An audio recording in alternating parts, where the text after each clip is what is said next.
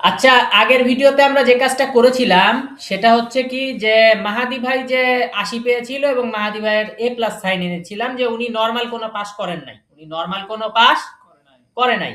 তো এখন আমরা একটা জিনিস আজকে করতে চাচ্ছি, যেটা হচ্ছে আজকের ভিডিওতে, সেটা হইতেছে যে আমাদের রাসেল ভাই, এখানে আমি ক্লিক দিলে, এখানে ক্লিক দিলে আমরা দেখতেছি, দাঁড়ান আমি এটা রান সার্ভার করতে মনে থাকে না, রান সার্ভার।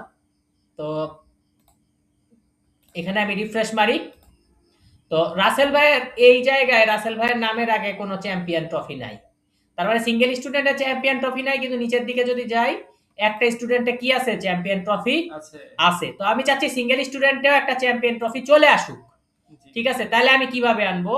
আমি চলে যাই, কোথায় চলে যাব, সিঙ্গেল স্টুডেন্টে।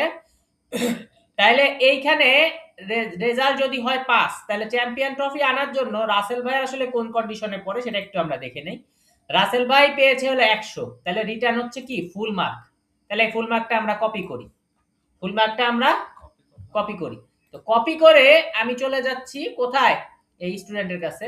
তাহলে ইফ, এখানে ইফ এর পরে আর একটা এলিফ নেই, কার্লি ব্র্যাকেট ডবল পার্সেন্টেজ লিখি elif, curly bracket double percentage লিখি elif student dot result double equal to, এবারে আমি একটা কোটেশন দিলাম আর ওই যে ফুল মার্কটাকে আমি করছিলাম কপি পেস্ট করে দিলাম।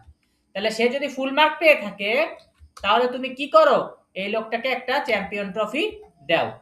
তাহলে চ্যাম্পিয়ন ট্রফি এখানে দিলাম ক্লিক, এবং আমি দেখলাম চ্যাম্পিয়ন ট্রফি এখানে এসে গেল। আমি এখানে কন্ট্রোল কে এস, এবার আসি। এবার আসার পরে আমাদের মজিলায় যে এখানে আছে, তাহলে আমরা দেখতেছি এটা হলো একটা স্টুডেন্ট, এখানে নামের আগে চ্যাম্পিয়ন ট্রফি আছে। আর এটা হচ্ছে কি সিঙ্গেল স্টুডেন্ট, এখানে নামের আগে কি নাই, চ্যাম্পিয়ন ট্রফি নাই। কিন্তু এখন তো আমি দিয়ে দিলাম কন্ডিশনে, এখন রিফ্রেশ করলে কি আসার কথা না?